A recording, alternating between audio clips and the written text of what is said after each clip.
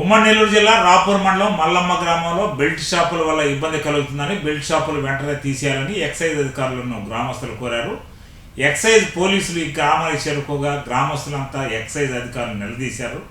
గ్రామంలో నిరంతరం బెల్ట్ షాపులు పెట్టి అమ్ముతున్నారని, దీనిపై చర్యలు తీసుకోవాలని, దీనివల్ల శాంతి భద్రతలకు విఘాతం కలుగుతుందని వారు పేర్కొన్నారు. ఇటీవల కాలంలో ఈ గ్రామంపై నెల్లూరు జిల్లా కలెక్టర్కి వినతి పత్రాన్ని సమర్పించారు గ్రామస్తులు.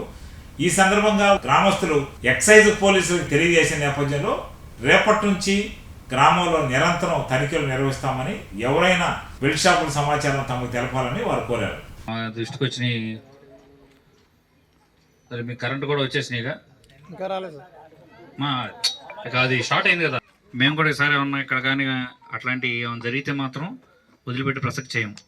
అదైందా? మీ భర్తలకు కూడా చెప్పుకోండి, తాగనీయకుండా.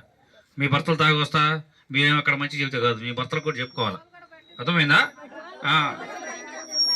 అదే ఇప్పుడు మీరు వద్దన్నప్పుడు అన్ని క్లారిటీ తీసుకోవాలి.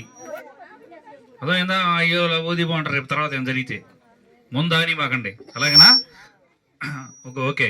అంటే ఇక్కడ అందరూ యూనిటీ ఉన్నారు కాబట్టి బాగానే ఉంది. ఇంకోటి, అధిక వడ్డీలు తెచ్చుకోవద్దు. అదొందా? అధిక వడ్డీలు తెచ్చుకోవద్దు.